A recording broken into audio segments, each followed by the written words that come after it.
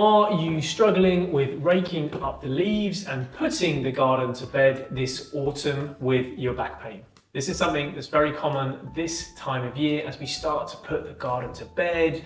We're getting into October, the leaves are falling down. There's a lot of manual work to be doing in the garden. And you need to make sure that you're looking after your back, your hips, and your neck to prevent any issues from building up over the autumn, let alone the winter when it gets colder. My name is Dr. Jeremy Andrews. I'm a doctor of chiropractic here at West Chiropractic in Surrey, and we help people with chronic lower back pain and knee pain avoid a lifetime of painkillers and surgery.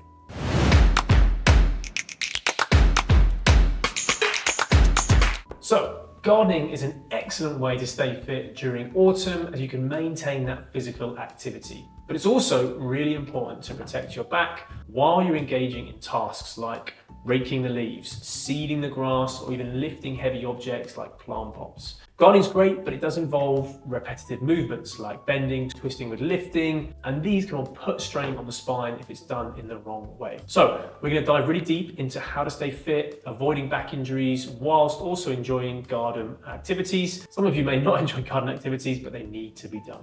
So the first thing we need to do is a proper warm-up and stretching. Super important, just like any physical activity, gardening does require a sufficient warm-up in order to prepare the muscles, the joints, and the spine for those types of difficult tasks. If you're going out there cold and tight, that's going to increase the chance of muscle injury, especially in the lower back. So what is a good warm-up routine? You want to start with some dynamic stretches. We're going to go through leg swings, hip circles, and also arm swings to help loosen up the hips, shoulders, and back. So starting from the top, the arm circles will just be rolling the shoulders like this. This is going to help out with any shoulder-based movements, so going backwards and forwards. And you can start to make the circles a bit bigger, just moving the arms like this. We've got a bit of a low ceiling here, but if you wanted to, you can get the arms all the way overhead, and the same going backwards. So backwards like this, get the arms bigger, circles bigger, help mobilizing those shoulder blades. It's going to help to protect the shoulders, the neck, but also get the arms and the upper traps in a better position as well. Okay. Next one is going to be your leg swings. So always hold on to something for this. So you may want to get a chair like this. It's probably going to be a little bit hard to see here, but if I stand to the side, so I go from side to side first. It's going to help the adductors, but also the glute med. Glute med's a great stabilizer of the lower back. Just from side to side like this, and also front to back.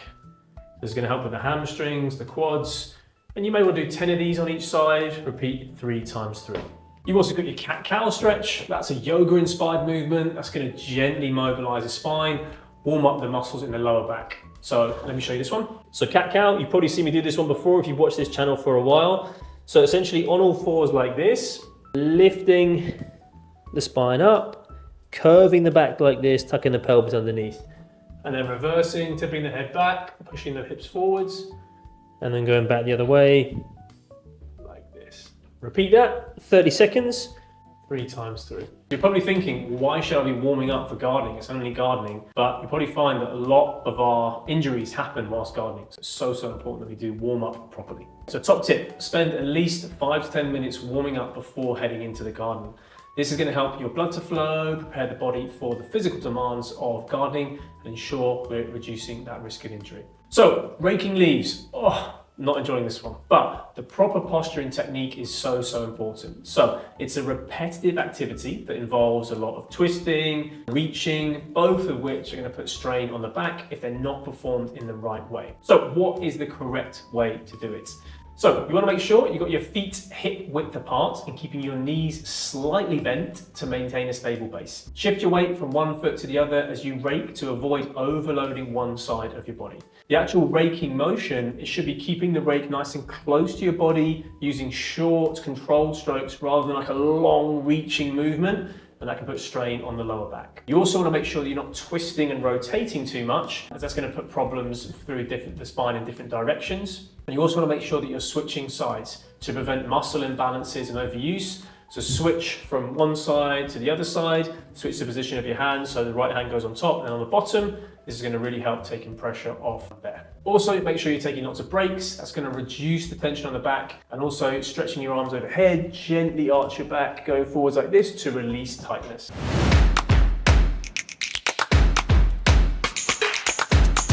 So let me just show you how to do that.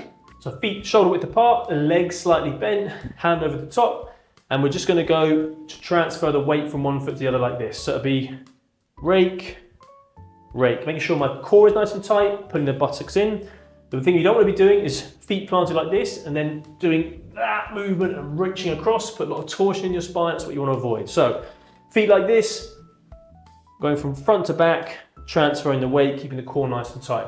Same with the other side, swap the arms over, nice flat back. We're not kind of rounding like this and wrenching those leaves over. Seeding the grass. So bending without straining. It's super, super important that you bend, but you also make sure that you're not bending over too much and putting flexion in the base of your spine. It can also require a lot of repetitive movement, kneeling, which again can put stress on the lower back. So proper bending techniques are going to be really, really important here to avoid overloading the spine. So first one, hip hinging. So when bending to seed, practice that hip hinge rather than bending from the waist. You want to make sure your back is nice and straight and we're hinging from the hips, encouraging that core and glutes to fire up. This movement is going to help to protect the lower back, but also you're going to use stronger muscles of your legs and your hips to also support the movement. A hip hinge is going to be bending at the hips and then going like this, okay? The thing you want to avoid is this sort of movement like that. We're not bending the legs, we're just hinging from the waist.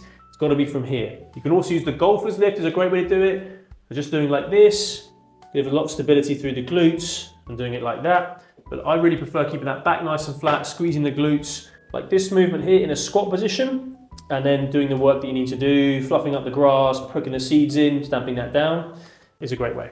Also using a kneeling pad. So when planting or seeding at a ground level, a kneeling pad is going to be a great way to cushion your knees. And also it's going to reduce strain on the lower back. Taking regular breaks is going to help reduce the compression on the spine. So standing nice and tall, stretching your arms up, and also walking around to avoid that stiffness and fatigue in your back muscles. So top tip from me, make sure you engage those core muscles, squeeze your bum muscles when you're bending or you're kneeling. That's going to help protecting the lumbar spine. Think about that bracing that midsection as if someone was going to punch you in the stomach and you get prepared to take that punch. It's going to give additional support for the back. Okay, next one, lifting heavy objects like plant pots.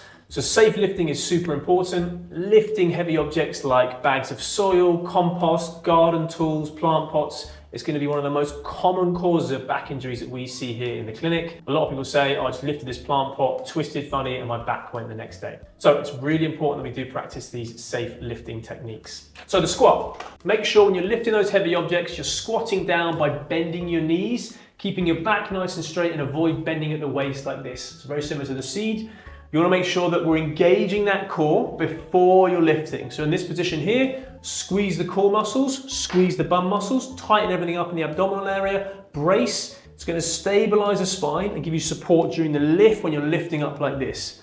Make sure you're then turning the feet like this and we're not twisting like that.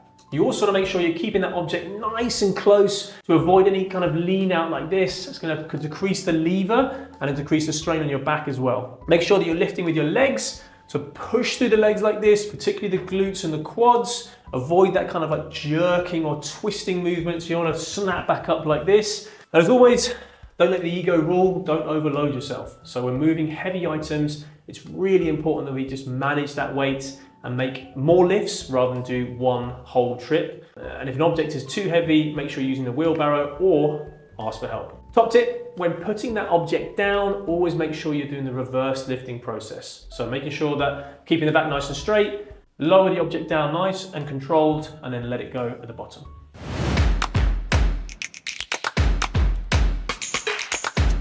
Weeding and digging. So weeding and digging often involve repetitive bending, forward twisting and pulling, which can strain the lower back. So key movements, you're going to make sure that you want to use long handled tools. So things like spades and forks. They're going to avoid excessive bending and also it helps keep your back in more of a neutral position. Similar to with the raking, you want to make sure that you're switching sides and avoid positions when you're weeding or digging for long periods of time. Also avoid too much twisting, so make sure you're pivoting from the feet rather than the waist, And keep your back straight, use a small stool or kneeling pad as well, keeping that core nice and engaged. So it's really important that we are trying to strengthen that core outside of your gardening so that when you do garden, it's not causing you too many problems. So I'm going to walk you through a couple of core-based activities now that will really help that core when you're going into the garden. Okay, so for me, to engage that core, I do this when I'm watching TV in the evenings, keeping everything nice and tight. So this is called a flutter kick. So essentially legs come out like this. You might want to start with just one and just lifting like this.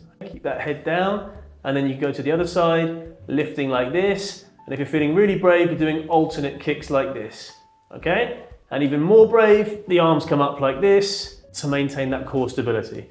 So just start off one leg like this and keep that core nice and tight. Switch to the other leg, keeping that core nice and tight through here. And then lift both legs up, swap over, advanced, both legs, and then arms. So anything on those, 8 to 10 each side. If you're doing the rapid flutters, that'll be 20 each side, 3 sets through. So gardening is an amazing way to stay fit during the autumn, especially when the rain is starting to set in, it's getting a bit colder. It's a great way to just get outside for an hour, 2 hours, maybe 3 hours on the weekend. Get your body moving, using your core, but it needs to be done in the right way. So if you like the video, please hit the like button, please subscribe to the channel for our regular updates. And as always, you can grab copies of my best-selling books here, How to Transform Your Back and The Secret Cure to Back Pain, How to Avoid a Lifetime of Painkillers and Surgery. We'll see you next time.